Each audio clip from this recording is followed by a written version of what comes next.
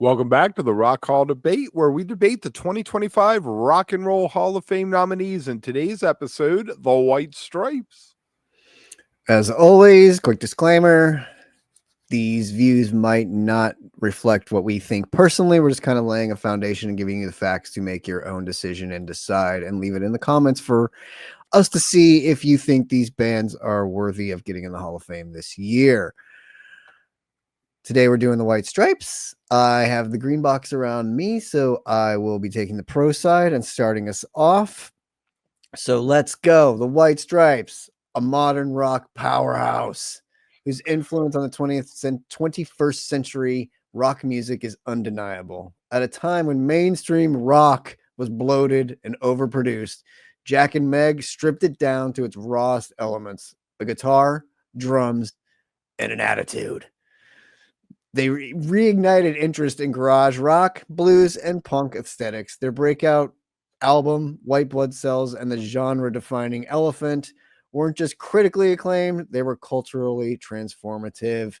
Tracks like Fell in Love with a Girl, Dirty Leaves in the Dead Ground, and the instantly iconic and stadium anthem, Seven Nation Army.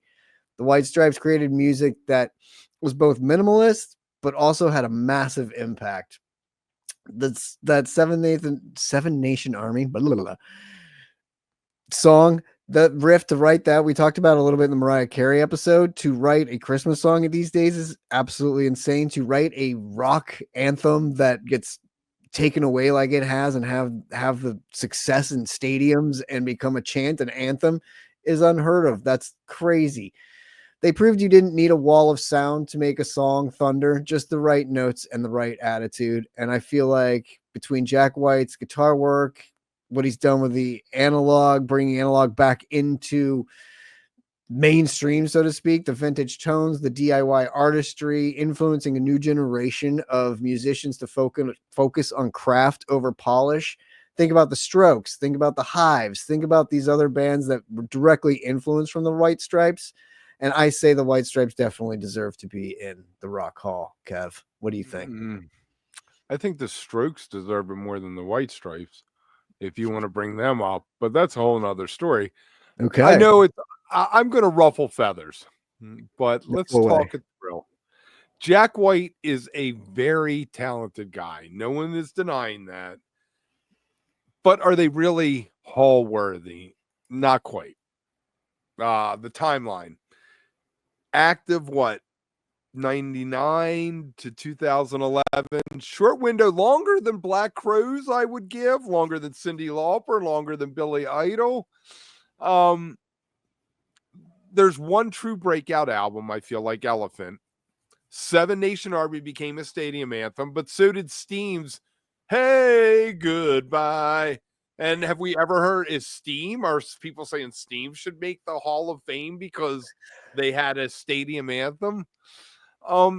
They get the credit for bringing garage rock back to the mainstream, but they didn't do it alone. I feel like the Stokes, like you mentioned, the Hives, the Vines, were all part of a broader wave that came out together. Jack White gets lionized for it, but the White Stripes didn't invent anything.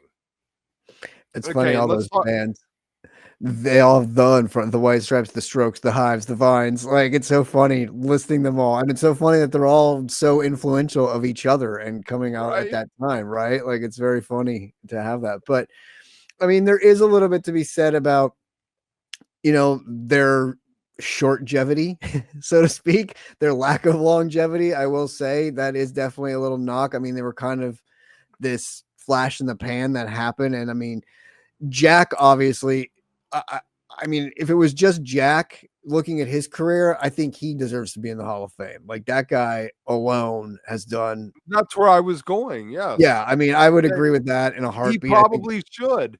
We could both take the pro side on that for sure, because I don't think there's any doubt that he will get in one day on his own. To me, though, having Meg there with him, the White Stripes definitely together, they were like that, like a firework, like they quick exploded, boom, in the sky. But what they did in that short amount of time was so transformative. Like, they came in, kicked the door down, inspired these other bands, dropped this well-needed and well-wanted style of music, you know, again, like it showed you what rock in its rawest form could still be and should be, you know what I mean? Like you didn't need a full band up there. You didn't need a lot of stuff on stage or things in the produced music in the studio and stuff. You just needed two instruments and an attitude and you could go at it. And I think at Mm, its form, that's rock and roll. can we talk about Meg for a second? Sure. You know my opinion. We need more women in the Rock Hall. Definitely. No denying. But her drumming is very polarizing, to say the least. Some say it's minimalist, others call it bad. I mean, Others call it bad. I feel like their musical range was very limited, and it went on for 12 years. So we're talking about how short their career was, but for what they did for 12 years, they stretched it out for a long time. And as for Jack White, he should make it into the hall one day. But I don't think a standalone act, the White Stripes, it feels premature.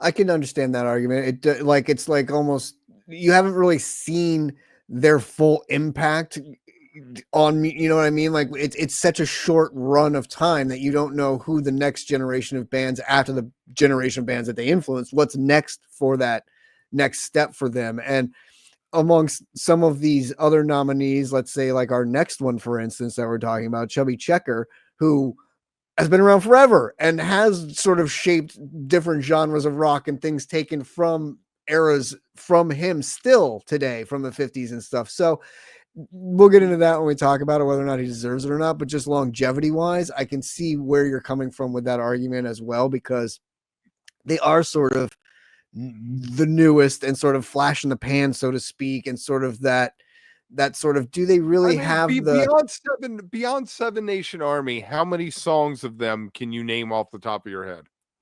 Off the top of your head, probably not many, but you could probably name a lot off of Elephant. And if you hear them on the radio, you instantly recognize and remember them. And it instantly transports you back to that time, which to me is one of those important things about music and songs. Like, because that time when it was around was meaningful and had meaning, it transports you back to that. So that in itself is another one of those criterias. And I mean, there's a lot of things, but I would say the Rock Hall exists to honor artists who push boundaries and leave a lasting mark on the genre. To me, the White Stripes did that with innovation, authenticity, and a sound that kind of shook the foundations of modern rock at that time. Their legacy is secure, and I think it's time for the Hall of Fame to make it official for them. So I agree. I think they should get in. I question the authenticity. And just so you know, we're recording this on Malcolm McLaren's birthday, who was the biggest poser ever, but he gave us the Sex Pistols. So there you go. That is what it is. Make sure that you Apropos. comment. Let us know what you're thinking about it. Find us on social media. We're all over the place. We don't post much, but we're all over the place. We even have a website, a .com. And become a member, because there's lots of good stuff with the member hangs that's coming up. We've decided that we're going to take the backstage stuff and do the member hangs that way. There you go. Let us know what you think of the White Stripes in the comments below. Do they deserve to get in the Hall of Fame or not? Let us know what you think, and we will see you on the next one.